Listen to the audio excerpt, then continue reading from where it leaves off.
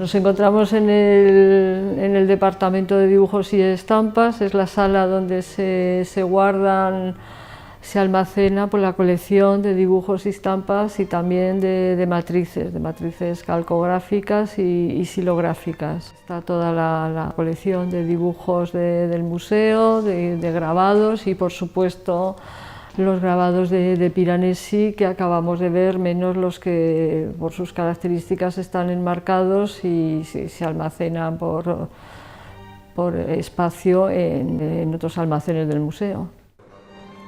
El criterio para poner las fotocopias es que en principio los dos espacios primeros corresponden a las cárceles. Entonces, bueno, las cárceles van numeradas, llevan una numeración en números romanos, entonces hemos puesto la primera, que es la portada, digamos, de cara a la entrada, y entonces hemos seguido colocándolas por orden, y en el siguiente espacio, pues igualmente el orden que marca la propia estampa, puesto que va numerada.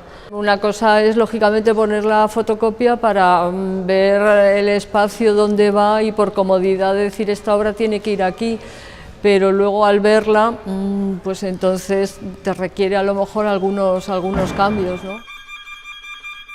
El primer paso son la lámina sola, y el paso siguiente es cuando la lámina ya se ha montado sobre el Parpaastut de pH neutro para protegerlas y que no sufra ninguna alteración con el paso del tiempo. Mientras que otras se conservan encuadernadas porque bueno, no se va a desencuadernar todo el tratado, ya tenemos unas cuantas y entonces ya se ofrece, es la imagen que se ofrece y son las que se han seleccionado.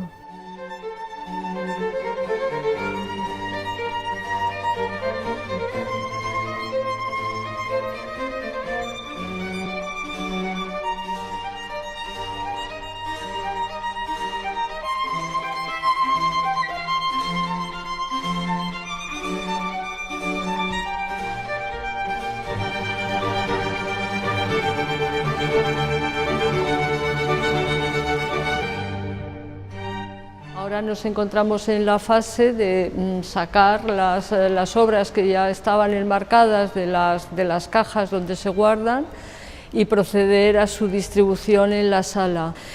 Y finalmente pues ya se procederá a colgarlas, claro.